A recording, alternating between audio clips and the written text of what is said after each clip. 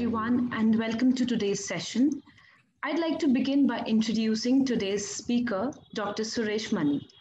Professor Dr. Suresh Mony is a founder director of NMIMS Bangalore campus and has carved a distinct presence for NMIMS in South India. He has over 48 years of experience, including 19 years in management education and 28 years in corporate. He has a BTech degree in metallurgy from IIT Madras, Masters in Financial Management from JBIMS, and a PhD in Management from Mumbai University. He has worked in diverse organizations and held senior positions, including that of CEO and Managing Director.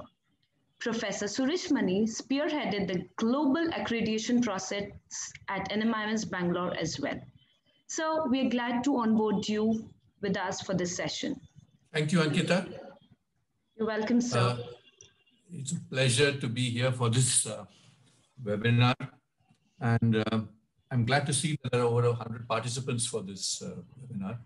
Yes, that's indicative of the interest in MBA in general and in NMIMS in particular. Yeah. Definitely, sir. Yeah. Today, our audience are MBA aspirants, and so amidst this pandemic, they have a lot of questions in mind regarding the new normal, as we call, especially for MBA grads. We would like you to share your thoughts on what would be the DNA of the new MBA grads post this COVID world. Over to you, sir. Okay. Thank you, Ankita, and welcome participants to this webinar. I think participants are candidates for the MBA, it could be parents, could be relatives. I'm glad to meet you all in this webinar. You know, this word webinar was coined sometime in 1998, about 22 years ago. And for the last 21 years, the webinar by itself has been there. Webinars have been formulated, webinars have been designed, conducted by companies and institutes. But the extent to which they have been used in the post-COVID world has been phenomenal. Practically, 9 out of 10 organizations use webinars profusely today. And there's been a 50% increase in the usage of webinars in the last 6-7 months. So I myself had never been, conducting a webinar until I think this year. And during the last 7 months, it's been practically one webinar every month. So that way it's been really the welcome mode of communication with not only the outside world, but also the inside world. This topic that you have, or the theme for today's discussion, what should be the DNA of MBA graduates in the post-COVID world? If I look at it, there are 3 key words or 3 key sets of words in this. One is DNA, second is MBA graduates, and third is the post-COVID world.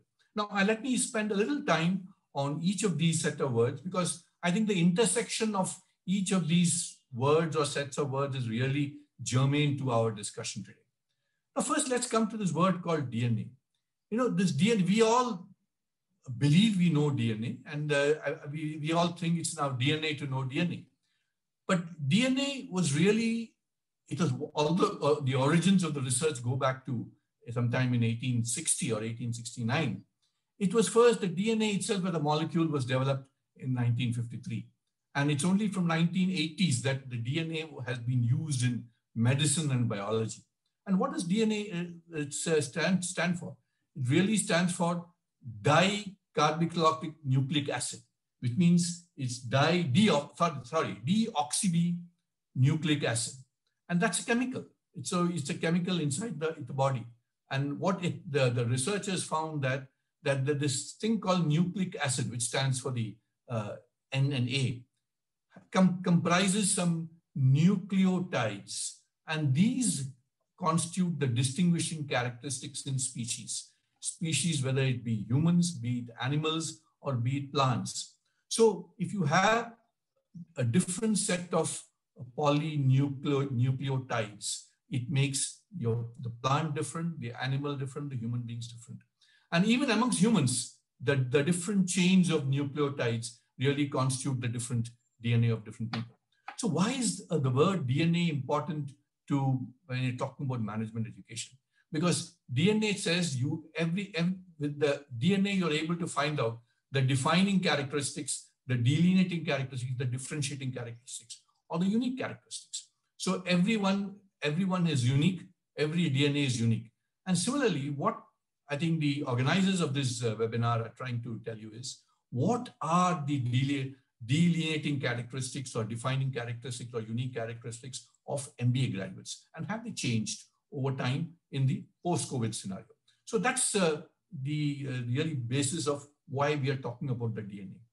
Now let's come to the second set of words called the MBA graduates. Now MBA, as you know, MBA is the first MBA program was sometime in 1908, and that was done by the Harvard Business School in the USA. And since then, the MBA has come a long way. And today, probably it is amongst the highest echelons of professional education. And everyone wants to do an MBA. And MBA has become a glamour. It's a glamour field or a glamour educational discipline by itself. So over the years, when I say 1908 and now it's 2020, so over the last 112 years, it's had a checkered history. It's gone from strength to strength, and perhaps there's one discipline which they've not faced much of downfall since then. And if you look at it, when the MBA was first started, it was just a collection of courses. The Harvard Business School, they just had a set of courses. They had courses in accounting, they had courses in economics, they had courses in communication. And they said someone who has got a broad base over all these courses will be good for business. Obviously, there were courses on commerce, there were courses on marketing. So, in fact, at that point of 1908, the word marketing was not even coined. They were talking only sales. So this set or collection of courses was set to set you apart, to give you a defining characteristic or a distinction characteristic in terms of appreciation of business. In terms of appreciation of business, and you'll be able to learn business. That was the thing. But over a period of time, it changed. Then they said, yes, it is purely academic. From an academic perspective, you must also have the applied perspective. In terms, you must understand what is happening in industry. So the programs became more and more applied. They became more applied towards industry. And we had industry practitioners coming and teaching this. Then over a period of time, they said, let's get industry practitioners to come and develop cases. So that's how the MBA developed. So the MBA graduates became armed with cases. And then the whole approach towards accreditation started. They talked about what is now known as the learning outcomes approach. How do you articulate learning outcomes, what the MBA should have at the end of a program, which is really the defining characteristic of an MBA.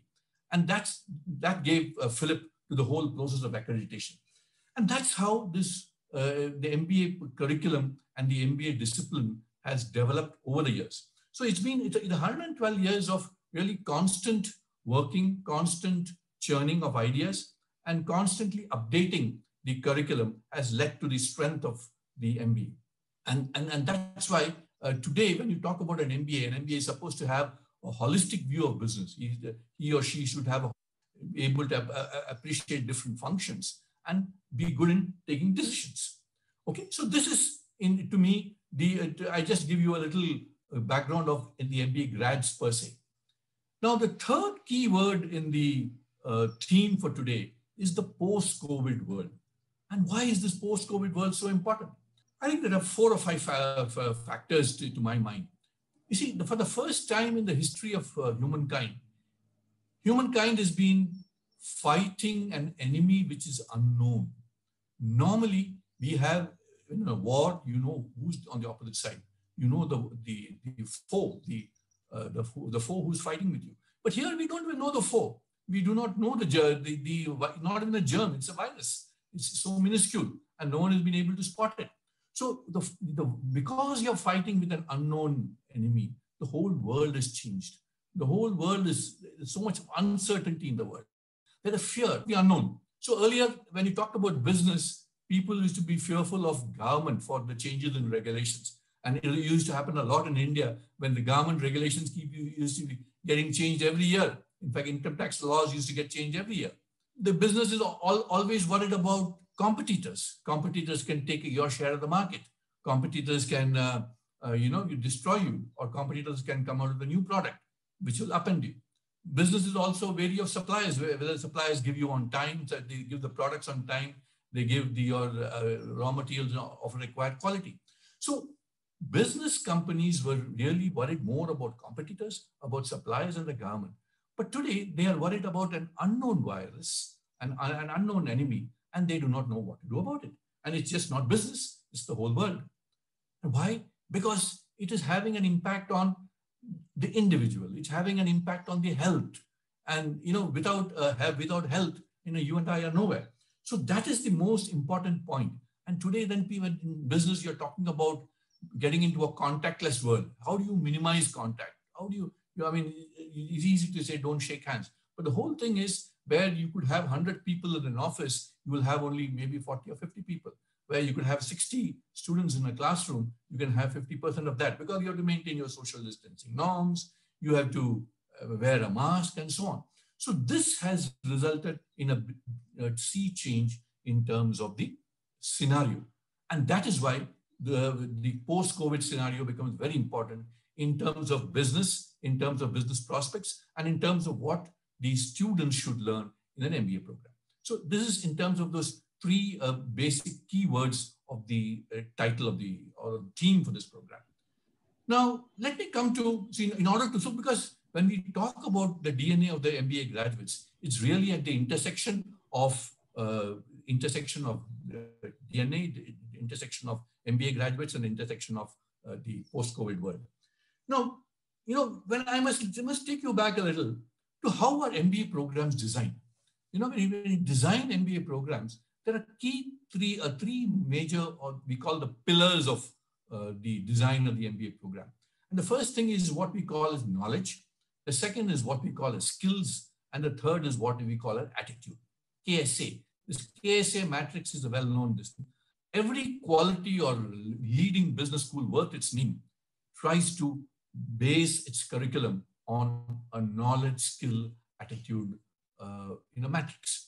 If you want to give a percentage to what the component of knowledge, what the component of skills, what the component of attitude, I might give say about 70% is knowledge, about 20% is skills, or 25% skills, and about 10% is attitude.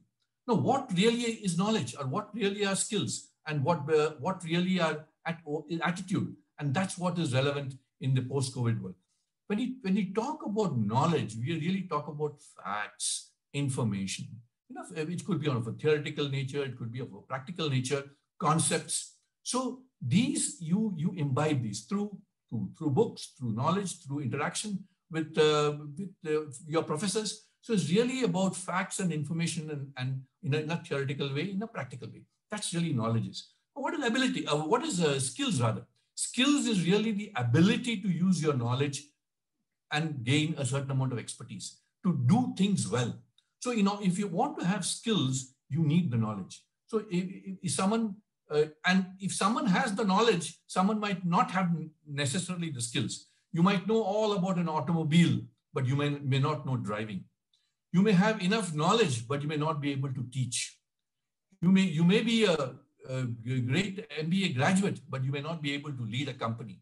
So the skills are as much important as the knowledge. Knowledge per se is fine. Knowledge helps you improve your IQ. Knowledge helps you to discuss, but knowledge need not necessarily lead to fructification of the objectives of, say, of leading a business, for instance. And that's why the skills become important. So skills are almost equally important. So skills, how do you acquire skills? And skills are acquired more by doing. Knowledge can be acquired by even reading, by listening, but skills acquired by doing. So that's why the doing component becomes very important. So there's a knowing component, there's a doing component. And thirdly, there is something called attitude. Now, this is something which when I say that the MBA schools, they don't spend only maybe 10% of their time in developing the attitude. Because by the time, what happens, when is the attitude formed? The attitude, they say, is formed in the age group of 4 to 14. So during your upbringing, during your formative years, during the time you're with the parents, during the time you're with your school, with your teachers, and that's where the attitude gets formed. So it's very difficult to really change attitude after the age of 14 or 15, which though we try to do, by and large, it is still left to the formative years, But attitude is very important. And why is attitude important? Because that's the way in which there's a disposition that you portray, the feelings that you portray. Attitude again is three parts. The cognitive part, which comes out from the knowing, and then it's also the behavior, and it's also the emotional part.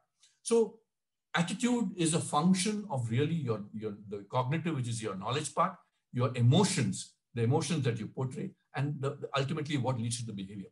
Now, this is something which, to the best of our ability, the B schools try to improve, but by and large, it is formed during the formative stage. Having given you this little glimpse of the basis of design of an MBA program, I must take you to what is happening with respect to knowledge, skills, and attitude in the post-COVID scenario. Now, in the post-COVID scenario, as I said, what are the knowledge components which are going to take assume a lot of importance? The way, this we have been saying for the last, in fact, 3-4 years, or last 4-5 years, with the advent of technology. See, when I talk about technology, way back in the 14th or 15th century, we had the Industrial Revolution. And the Industrial Revolution changed Europe. You had the steam engine, you had the cotton gin, and where you could do a lot of production, the productivity could increase. In the last few years, you've had a lot of developments in the field of robotics. You've had a lot of developments in the field of artificial intelligence. And that's why this period is now being called as the fourth Industrial Revolution. The Industrial Revolution has reached a stage where it's there for another quantum leap.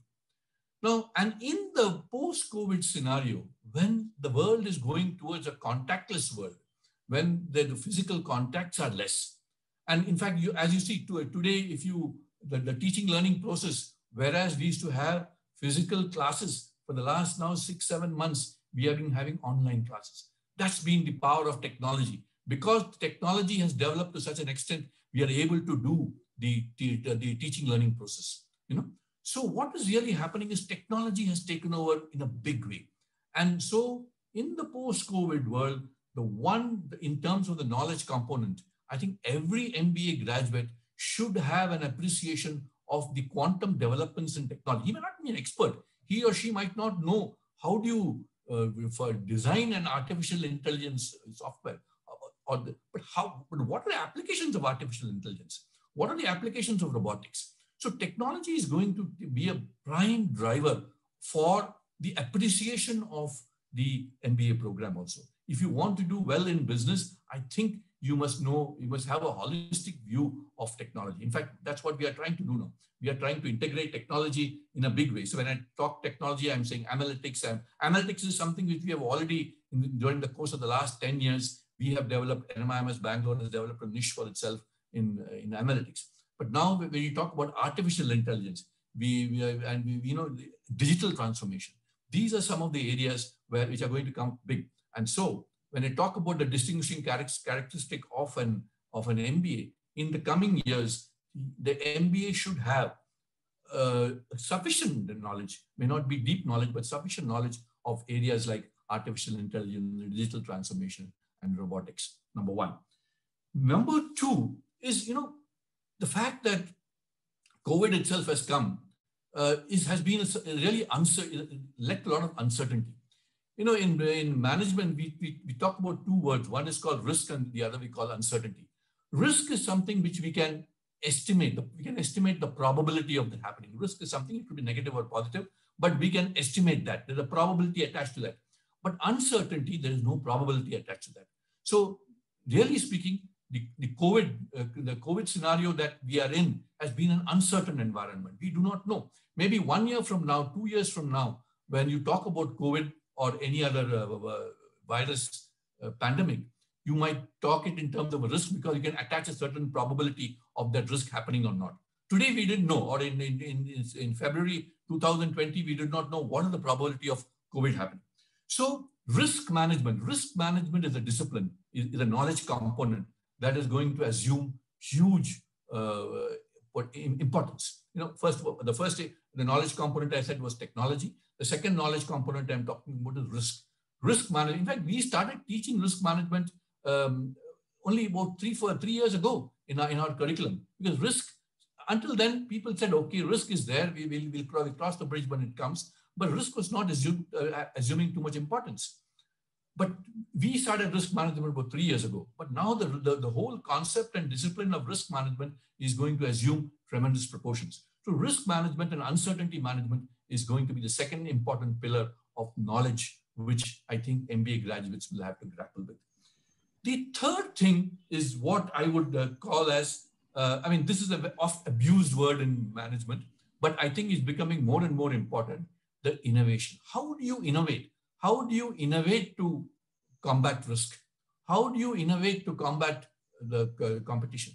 Innovation can be through product, it can be through people, it can be through process. And innovation, I think, has to be in the bloodstream, has to be in the DNA of every MBA graduate. And that's why when you talk about DNA, I think the word DNA is opportune here. Because when you take years back, about 10 years back, when I first got into education, my dean used to tell me that when you take a blood test of a sample of an MBA graduate, he or she should have human resource skills and should have money skills. That was fine, I think. But today, I think they should have the requisite technology skills, the requisite risk management skills also. And the innovation skills. How do you innovate? So innovation is going to become extremely important. We have been using it as a very glamorous word until now, but I think every person must know how to innovate. How do you use the product route? How do you use the process route? How do you use the people route? And what frameworks can be developed to do innovation? And the fourth thing, the fourth knowledge component is going to be really this whole area of green and sustainability. The way, if you look at again COVID, if you look at why we are in this pandemic, it's because we have abused the environment. We have abused the environment to such an extent that the viruses and unknown viruses come and attack, and we do not know what to do about it. And if we have to get back to some semblance of normalcy, I think the environment has to be a cleaner place to be in. There has to be less wastage. There has to be more recycling. There has to be less pollution, And so business has had a fundamental duty towards society in order to make it more. In fact, if many of you might not know, that the UN has developed something called 17 Sustainability Development Goals. There are 17 Sustainability Development Goals that the UN has formulated.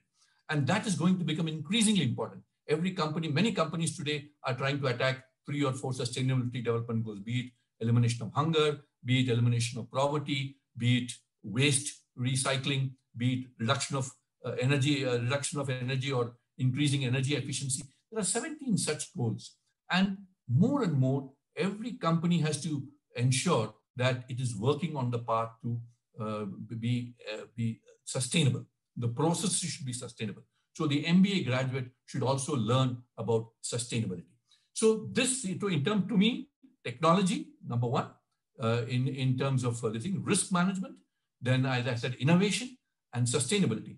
And the fifth, which has always been there, it is not something new, but I think it'll assume more and more importance now in the change scenario, is this whole thing called leadership skills. We have been talking about leadership, but leadership, we have been giving sort of lip service to it. And in fact, there was a survey conducted by one of the leading leadership thinkers in the US. And he said only 5 to 8% of leaders in Fortune 500 companies are, if that be so in Fortune 500 companies, you can imagine the situation all over the world, which means there's a real woeful shortage of leaders. And it's up to them. In fact, there was also a study conducted by Harvard, which said that out of the MBAs who pass out, only 14% become CEOs, which means, and they said, the MBAs are great at analysis. They had a very analytical mind. But when it comes to leadership, when it comes to decision-making, they are found wanting. So this is the fifth most important skill, which I think which has been there, the importance for that has been there. But I think in the post-COVID scenario, it's going to get increasing importance. So I've given you the knowledge components and the skill components in terms of what is important in the post-COVID scenario. I'll just, on attitude, attitude, I have some fundamental views on attitude. I think the first and foremost is, I think, egolessness. The first, most important, I think, is egolessness. Half the problems in the world, I always say, are because of people having egos. The moment you are non-egoistic, the egolessness is there, I think you won half the battle. The second thing is empathy. In fact, I was reading an article yesterday written it was based on an interview of some of the senior MDs of Nestle and companies like that. And they are saying in the post-COVID world, the most important leadership quality they are finding is empathy. They want is empathy. You must be able to empathize with what's happening in the environment around you. You must be able to empathize with your own staff members. You must be able to empathize with your customers because all of them are going through problems. So empathy is going to be one of the very differentiating or distinguishing characteristic in terms of the attitude. And then, of course, the fact that you must be able to spread positive energy around, the positive thinking. You know, attitude, you always classify attitude into positive attitude and a negative attitude. The positive thinking, positive attitude is going to be a very important part of the attitude building. So I have given you in the post-COVID world, the knowledge component in terms of technology, in terms of risk, in terms of sustainability, in terms of innovativeness, and the skills in terms of leadership skills, in terms of decision-making skills, in terms of there's one more important skill, integrative and critical thinking skills. You know, this is, in fact, there was a recent survey, I mean, 3-4 years, one survey conducted at Harvard, and by the present dean of Harvard Business School, Dr. Shrikant Datar, who is an Indian. And one of the inadequacies or shortcomings they found in MBA graduates was this whole thing called critical thinking skills. Now, critical thinking is very, very important. You know, what is happening is a lot of MBA graduates are great in analysis. They are straight-jacketed in thinking. You have a very structured environment. They are great in coming up with solutions. But you give them an unstructured environment, a lot of ambiguity in the environment. They don't know how to grapple with it. So critical thinking skills are going to assume a lot of importance in the post-COVID world. And because it's so uncertain. And when you are faced with uncertainty, when you are faced with ambiguity, I think you must be able to think out of the box. You must be able to think out of the box. And critical thinking skills comes from self-introspection, self-criticism, being open to ideas, being able to look at the larger picture. You know, a lot of people just look confined in narrow spaces. But when you're able to look at the larger picture, that's where you are able to develop your critical thinking skills. And this is something which we are taking increasing steps year by year to inculcate critical thinking skills in our graduates. So I have given you the components of the knowledge post-COVID world should have. Now, there's apart from this, you know, most of the MBA graduates come for he or she gets absorbed by a good company. That's fine. But I think apart from this, you must also develop entrepreneurial skills. In this new world, in the post-COVID world, and in the post-fourth industrial revolution world, I think the jobs are going to be scarce. More and more with automation, the jobs in the market is going to be scarce. Companies can offer so many jobs and not beyond. So I think every graduate must also develop entrepreneurial skills. Entrepreneurial skills is important within an organization itself, and they call it entrepreneurship.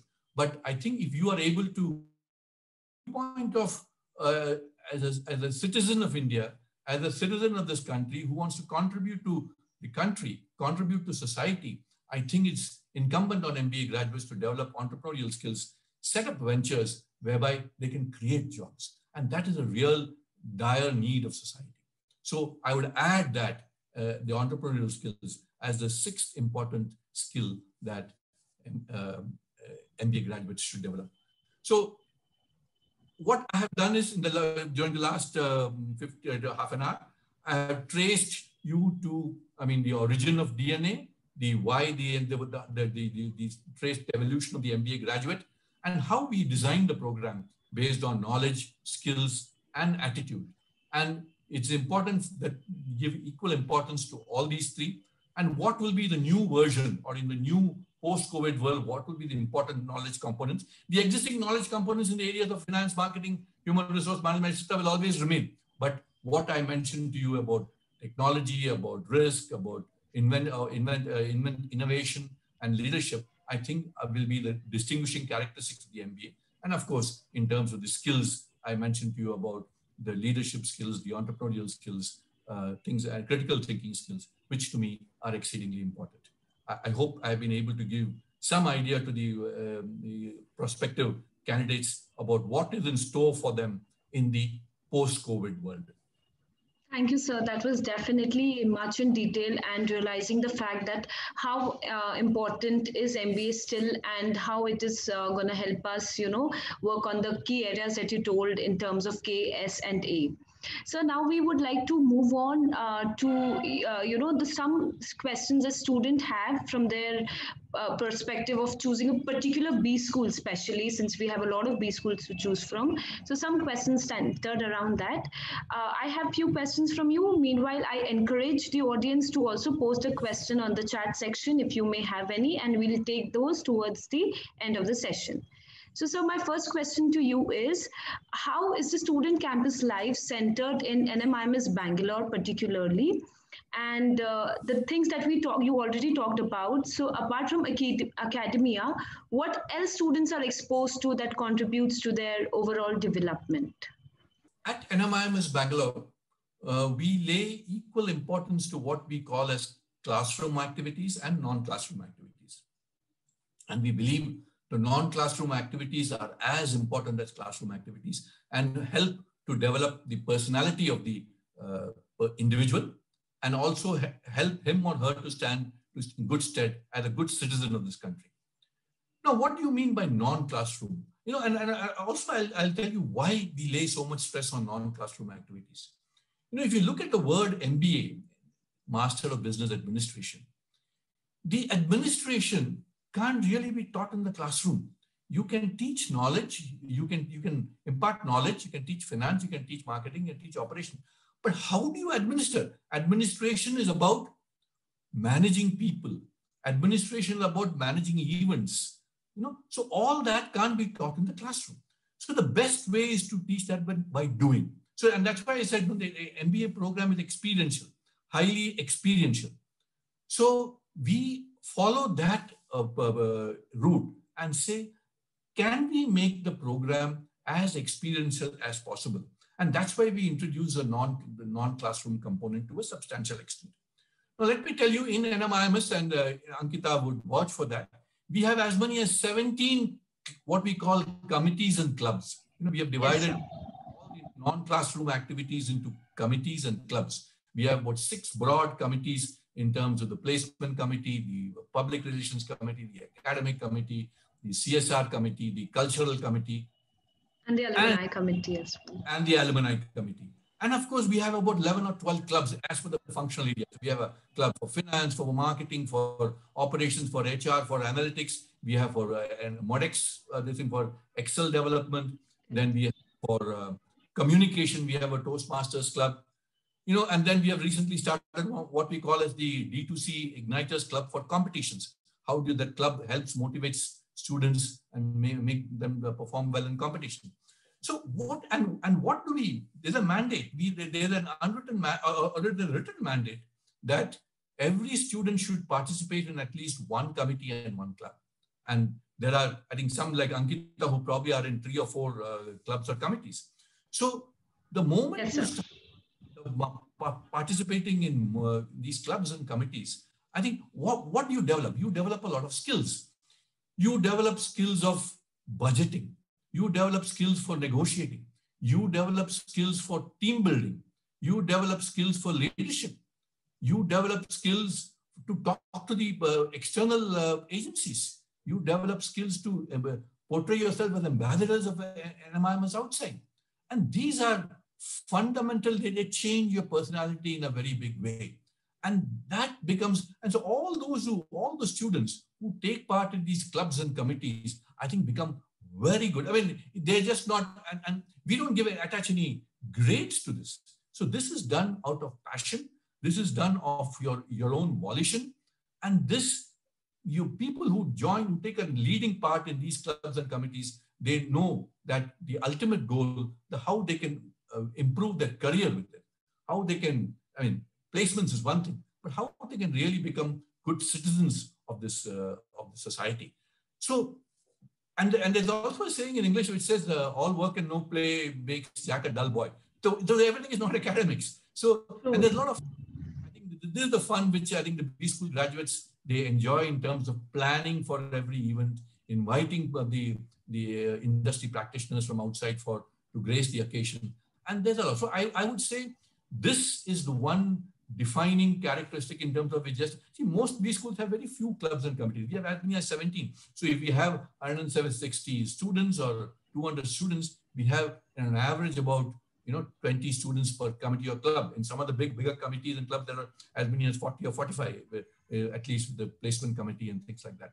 So this really keeps the students on their toes. They also learn, and that's why I said some of the skills like decision-making and leadership skills and the ability to think on their feet, I think they learn a lot through the non-classroom activities rather than through the classroom activities. So this, I would say, is a big plus point of the student campus life, which unfortunately they will all be missing for the last 3 months. But definitely I can vouch for these clubs and committees. So I am currently leading the alumni committee, and a lot of practical experience is coming from there. How you mentioned about decision making, which we might be reading in books, but the real application is where we struggle, and we see the side of it, which would actually help us develop more. In fact, sir, in the end you mentioned even during COVID, we are somehow doing that in full-fledged manner, and I'm very glad to lead my team here because they are equally enthusiastic, and I see the enthusiasm in the students hasn't disappeared. Everything is going with the full vigor as we expected. So yeah, so that's a good thing. Yeah. So that the prospective candidates will be happy to hear that, Yes. So there's nothing that we cannot do, even if it is virtual, the world will move on. All right, so the second and the very important question that students are looking for is, how important are placements while choosing a B school? And what are your views on NMIMS Bangalore placements and the alumni network aiding the same? Placements are very important because, apart from just saying placements are very important, if we have good placements, what does it signify? See, they're saying that proof of the pudding is in the eating. So if we have if we are a good school, if we have a good teaching learning process, if we have a good curriculum, the proof of the pudding is if our students are absorbed by companies, if they're absorbed by companies and in good roles. And over the past 10 years, I think we have had excellent placements. Our placements have been 100% throughout. And that has been one of the biggest, I would say, USPs or selling points of NMIMS Bangalore campus. So placements are very, very important. Because they let you know, so they let the individual know that he or she, based on the MBA the studies, the MBA education, has been found fit enough to be absorbed by a company and a company. So, no company hires someone just for the heck of it. They hire, first of all, they have to have a need. And secondly, if he or she is good. And he or she is good because of the training, certainly innate qualities, and because of the training and the knowledge component, the knowledge and the skills and the attitude developed during the 2 years. So to me, placement is very, very important. And because there are a lot of B schools where the placement is not full, the place is not 100%. So the placement is very important. But I think one must also keep in mind, one thing I always advise my young students, that when you look at placements, look for the company, look for the role, not necessarily the salary. A lot of students, young students, look at the salary and say, I'm going for a 10 lakh salary or a 12 lakh salary or 15 lakh. The salary will come by it. There is saying that you put in your efforts, the results will get taken care of. So what is important for students from a placement point of view is to follow your passion, find out, identify your strengths. So, and then identify the role and company in where you can leverage on your strengths. And that is very important. Once you have done that, I think it'll fall in place. You will get the right companies, you will get the right roles. And today, if many of our companies, many of our alumni are in senior roles. They come to the role of a director. Someone has come in the director in Dell, and based in Singapore. So many people are assistant vice presidents in companies. So that is indicative of the quality of the graduates who pass out from here and the quality of the program. So that's what I had to tell you on the placement front. Thank you, sir. Thank you. So the another question that students tend to, emphasize on is the vision and the excellence of the faculty that we have in NM Bangalore in terms of academic qualification, the research, what they carry out, and the industry experience that they come with. So what's your take on Okay, this? let me start off with saying that even before we got our global accreditation, in fact, I must tell the prospective candidates that we were the youngest business school in India to get a global accreditation at the age of 6. We were only 6 years old in 2015 when we got a global accreditation from AMBA, which is one amongst the 3 top accrediting agencies in the world, the other 2 being EQUIS and AACSB. So we were the youngest. So that was a phenomenal achievement for a business school which is so young. Even so, as part of the accreditation process, we had already charted our mission. We had already formulated or drafted our vision. And that has helped us. That has helped us in our development and growth. So I think Ankita asked me about the vision. So we have a mission. Our mission is to be, is to, shall I say, the whole process of management learning. We want to be one of the leaders in management learning and collaborative research. So there are two aspects to it. One is the management learning, the teaching learning process. We want to be very adept at it, not only adept at it, we want to be leaders at it. And in fact, we had coined this word called with the added usage of technology, much before the COVID and much before the emphasis on technology, So we said we must use technology substantially in our teaching learning process, number one. Number two, we said we must have collaborative research. Why did we coin this word called collaborative research? See, a lot of research, if you look at the world in the world, is purely academic. And people churn out papers, tweaking some numbers here and there, tweaking some formulae here and there. But that doesn't, how much does it help society? If you want to help industry, you want to help business, you want to help society, you must do research which is applied, it can be applied to get a product into the market, it can be applied to reduce costs, it can be applied to increase efficiency, or things like that, or to society. Does it help the social sector? Does it help to eliminate poverty? Does it help to reduce hunger?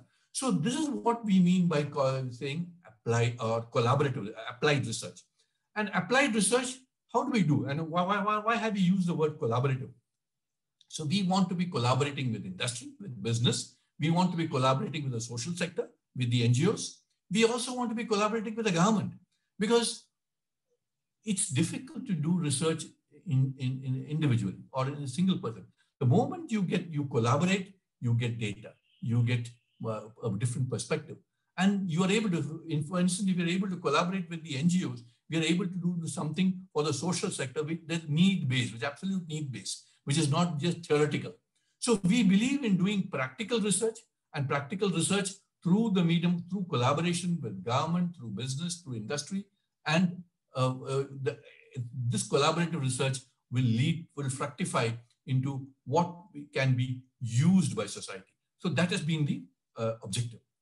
So with that end in view, we also said, what should be our vision? So this is a mission. A mission is in terms of the management learning process, and it's also in terms of the collaborative research.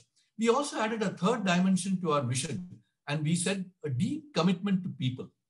And when I say a deep commitment to people, it means commitment to the employees, commitment to the faculty, to the staff, to our other stakeholders, the stakeholders in the trust, the stakeholders in the NGOs. We have a lot of interaction with the NGOs, and our students go and work with the NGOs for 3 weeks.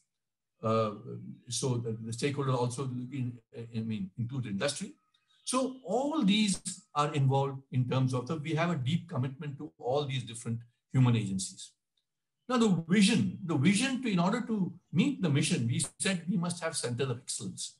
And we said at that point, you see, the word called analytics is being talked about so much now. We introduced analytics into our MBA curriculum way back in 2010, when it was not being talked about. And we were the first, perhaps the first business school in India to have analytics as a specialization stream. So we had said we must set up a center of excellence in analytics, which we have.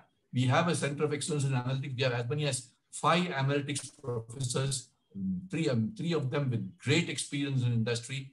So analytics is one of our, shall I say, USPs. So we want to set up centers of excellence in analytics, in technology management, in infrastructure. So these were the areas. And today, now, when we are talking about the way the industry is going, the advent of technology, the advent of what we call as Industry 4.0, this whole technology, this Center of Excellence for Technology Management is also going to assume a lot of importance. So in terms of our vision, we have these centers of excellence. So why these centers of excellence? These centers of excellence will help us also to do research. Now, the question you asked me was about, or the candidates want to know about the faculty. We have a great set of faculty. We have faculty who are, we have a mix of academicians and people with extensive industry experience. 81% of our faculty members have got a PhD qualification, which is very high, 81%. And we have our aggregate, I would say, industry experience is about 250 man years. You know, you add up the experience of all our professors who have worked in industry, and I have worked in industry for 25, 30 years. So if you add up all that, it's about 250 man years. So 81% PhD qualification with a deep research commitment and about 250 man years of extensive industry experience is my answer to what the question you raised. Thank you, sir. Now we'll be heading on to the questions that the participants are posting on the chat. So one of them, I think we already answered, where Abhinav was asking about the data analytics course and how the fresher can prepare to land a great job in an analytics firm. So if I may answer this question, I'm also an analytics major. And I've been specializing in analytics. And just to answer you, Abhinav, we have a great, immense exposure. As sir had mentioned, you know, we have great faculties. Along with that, we have industry exposure as well. I interned with a company purely analytical project, and now I'm vouching for a final placement there as well. So rest assured, NMB has a place for you. Also, so we have another question from Sumant, where he is asking about why is it that NMIMS Bangalore is not in the top B school list, and why is Mumbai? To add on to this, he also mentions that, you know, aspirants like him are stuck who are aiming at the best campus just by looking at the ranking. But he even feels that does not really matter. And what matters is what we are and the potential in the campus. So if you could just add a few lines to it. Okay. You know, I'll pose this question to all the prospective candidates. You know, when does a brand get formed, or when people get known? You know, after sustained work for a period of time. So if you look at all the institutions who are above NMIMS Bangalore, they've all been there for umpteen years. So NMIMS Bangalore, NMIMS Bombay has been there since 1980. You see? So which means it is known to the outside world. Today, when you talk about, you have, car, Mercedes-Benz. Now, Mercedes-Benz has been there for long in history. You know, they've been there for 100 years. Talk about GE, they've been there for 100 years. Walmart, they've been there for about 60, 70 years. So the longer you are there in the market, the more you are known, the more you get an opportunity to build your brand, and that awareness percolates. So NMIMS Bangalore is relatively young. We are 10 years old, you know, against 30 years of NMIMS Bombay. So in terms of academic curriculum, I think there is no difference. In terms of faculty capability, I think there is no difference. So because someone is there for a longer time, the market knows better. So you might also pose the question, why is NMIMS Bombay not on top? Or why is, say, IIM Kozhikode not on top? So if you look at MBA education in India, which are the first two schools? You know, IIM Ahmedabad and IIM Calcutta. And they are obviously there in the top. Then came IIM Bangalore. So this, and the certain brand is developed because of the work. I'm not saying it. So in a way, NMIMS Bangalore is there. Today our ranking is much higher than many of the other institutes which were there earlier also. But so all these other institutes, they're all equally good institutes, you know. So you say, IIM Bangalore, all the IIM, at least top 6 IIMs are very good. NMIMS Bombay is very good. SP Jain is very good. So, and since they have been there for so many years in the market, it becomes very difficult to really overtake them, because the sheer brand factor in terms of awareness, I think that is the one answer that I would like to give you. Very much agreed, sir. So we have another question from participant Krish, where he's asking, how have we shifted to this, online mode of, studying? Also, his main area is, what are the consequences of this sort of interaction in terms of, the relation between a teacher and a student, and how is it influencing the interaction? So how are we coping with it, sir? I think let me first tell you that I must go back to the previous academic year. I think March 24th was when the government of Karnataka issued the notification saying that there'll be a lockdown. And then we said, and just about 3 weeks before the examination. So what do we do? And still some portion had to get completed. So in our MBA program, I think about maybe 10% of the portion had to get completed. In the undergraduate program, at least 20-25% were yet to be completed because the dates are different. So within 2 days, we decided that, and we could make out that this coronavirus, this pandemic, it was there to stay. It was not going off in a hurry. So we said, how do we complete our academic year? And then we said, let's make use of the online medium. And as I was mentioning to you, in terms of our mission, we had talked about technology being as one of the main components, or one of the influential components. We had tried to introduce a lot of technology or online classes even earlier, because we were firmly of the belief, and I am firmly of the belief, that in the long run, the hybrid mode of education, that means a mix of online and physical face-to-face classes, is the most ideal, because there are a lot of advantages with online learning. But we were not able to implement it in the last 3-4 years. But come the COVID and come the pandemic and the problems because of that, we switched over to the online learning. And believe me, our faculty did a great job in, within 2 days ramping up. So, I mean, we had not, at that point of time, I think I had not heard of Zoom probably. Today we are doing this webinar on Zoom, and Zoom will become so popular. I had not heard of MS Teams. So we knew these platforms were there. But then we said, okay, what do we use? So we said, there's a Zoom license. We got some Zoom licenses, we got some WebEx licenses, and we started off. But the moment the exams were over, we said, how do we now, this is going to be a thing of the future, this is going to be the new normal, and how do we transform ourselves, enhance the capabilities of the faculty in terms of online learning? So we had a series of, I would say, training sessions. In fact, our Vice Chancellor from Mumbai, Dr. Ramesh Bhatt, led the training sessions. And how can we make the teaching learning process more interactive? How can we make it more engaging? What are the tools and facilities in the online platforms which we can use? So then only we thought that we could use this polling. There's something called polling. There is something called the breakout rooms. Just as we used to have physical group rooms, we have a breakout room where we'll, at the click of a button in Zoom, you can just break the class into different groups, and the individuals or the participants can discuss amongst themselves. So these were the facilities. So today, in fact, when we are assessing or evaluating the performance of a faculty, we are also trying to look at how he or she is making use of polling, how he or she is making use of Zoom, the breakout rooms, and how he or she is making it more engaging for students. We also learned in the process that, well, the 1.5 hours in an online medium can be more monotonous than in a physical classroom. Because as I always say in my, in the physical classroom, it's like Dr. Jayashankaran, who's also participating here, is my senior guru. He always says the performing art, the teachers are performing artists. So in a physical classroom, the teachers have the wherewithal to be performing artists. But in an online medium, we are not able to do that. So in an online medium, so we say it can't, so 90 minutes has to be maybe, in fact, we are saying we are giving longer breaks between sessions.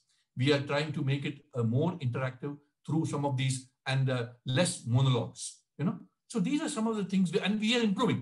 I don't think we have been perfect. I think there's an improvement every day. And but if we have taken a feedback from the students, and by and large, I think the feedback has been as good as it was in the last year, But it doesn't mean we have reached the pinnacle of this thing, because the best form of learning, I still believe, is a mix of hybrid and online. And we have yet to learn a lot more in the online medium. But I think we have improved a lot compared to what we started in March 2020. Definitely, sir. And also considering the fact that everything, for our internships also went on virtual. So learning was no less there as well. So yeah, we have adapted to it quite well. I would like to draw the attention of the participants on the chat box where we have posted if any links or the queries that you would want to raise and how to apply for the NMAT. So just last question we have from one of the participant, Vamsi, where he's asking, any tips on selecting the correct B school for a student who doesn't know much about the B school? Correct. How much B school? No, I think you will have to research. You will have to do a research in terms of when was the B school, number one, when was the B school started? Who are behind the B school? What has been its track record in terms of placements, certainly. But you could also look at the curriculum. I think the curriculum, in fact, when you want to make a decision, please look at the curriculum. Please look whether you have knowledge components, whether you have skill components, whether you have attitude components, and the campus life. So I would say these are the four important things. The age of the school is important. The management is very important, because the management, there are many schools which they're purely in for business. But education is just not business. Education, yes, we have to make a surplus, but education is, people have to be wedded to education. See, our trust, the Sri Velapalle Kelavani Mandal, is a trust which was formed by Gandhians. It was formed by, in fact, Kasturba Gandhi was involved in the school called Pulkibai School, and our trust took over that school. And it is those antecedents, it is that philosophy which has gone behind the SVKM. So the SVKM trust is, and it plows back everything into education. So whatever surplus is there in a year is all plowed back. And that's why we have so many campuses. We have 5 or 6 campuses and so many schools, and we are there practically in every discipline, apart from medicine, which also we will probably join in soon. So you must look at that track record of the people, how it has grown over the years. And many of these rankings also will give you an idea. The one good thing about rankings is at least it gives you an idea of where it stands, whether it's improving, whether it's consistent, whether it is improving, if it is not gone up one year and come down the next year, and the curriculum is very important. That you must evaluate the curriculum with friends who have done an MBA or with some other teachers. I think that's very important. So these are the 4-5 steps I would say. The age, look at the antecedents, look at the curriculum, look at the placement record. I think that will help you to identify the best school that you want, if you do not know anything. So at least if you do this, you can tick mark and say, this school is a no-no for me. So just one question that the Abhinav, who is the data science aspirant, he's asking, I had went through the eligibility criteria for Pgd Dsa, which is for data science analytics at NMIMS Bangalore, and it says minimum 2 years of work ex. So are freshers not eligible for the program? Abhinav, just to answer your question, we have a separate program Pgd Dsa, but we also have analytics as one of our specialization being offered under PGDM, where we do not have such criteria. So if you are here to pursue PGDM, we do have analytics course as a part of it. So would you like to add more to it? Yeah. So the Pgd Dsa has been primarily designed for people with 2 years experience. But I think if someone is, one of the main ingredients for doing well in the Pgd Dsa is a strong background in maths and statistics. If someone is very good in maths and statistics, then maybe we can relax there. But provided that Otherwise, the 2 years work experience is more or less mandatory. But because you need to be, see what happens is in the MBA program, when we start off, one of the first courses we start off is with quantitative techniques. We have statistics, we have operations research, and there's a lot of inputs which are given there. And developing on that base, we start the analytics courses. In the Pgd Dsa, if you are strong in maths and stats, you please let the program coordinators know. Maybe we can consider. So I mean, when I say strong means, well, at least get about plus 80% in your maths and stats. Okay, thank you, sir. There's a question I think Parag has posted. So do we apply for NMIMS separately for all campuses? Parag, you will get more information about the links that we've posted on the chat. It goes through the NMAT process, and that's where the allocation of the campus happens. So you'll get more information there. And Parag also says, is experience required for finance program? So would you like to take this? We have a separate program for finance and as a part of PGDM as well. Yeah, so finance is a specialization, and we do not insist on experience for finance. No, we do not insist on experience. That's true. So even freshers can join for the finance program. All right. The main criterion is you must get the cutoff marks in the NMAT exam should be high, and you should do well in the interview. And so in the interview, you should be able to display your passion about finance and some knowledge about finance, at least about the finance, world of finance in general, and you can then get through the interview. Yeah. Okay.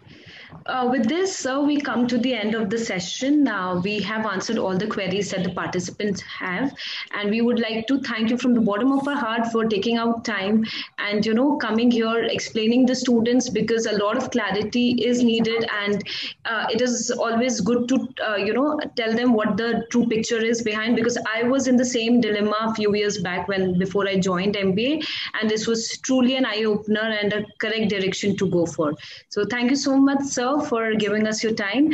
And I would encourage students to please head on to the chat section. And if you have any queries and the application for NMAT, you can visit there. And also, if you have any queries, you can write on to our NMIMS ID that we have mentioned. All the very best. Make the right choice, which is for you and not for others. So all the best, and hope to see you on the other side of the table. So thank you, Ankita. Thank you for moderating this session. And thanks to all the participants. I mean, your queries have been pointed and very specific. I was happy to answer those queries. And I wish you all the best for the selection of the right B school, and all the best in your career. Thank you so much, sir. Thanks a lot. Have a good evening, sir. Bye-bye. Thank you, Jai Shankaran, sir. Thanks a lot for being there. We request participants, they can drop, we're done with the session. And any queries, as we said, it is there on the chat. You can reach out to us and write to us.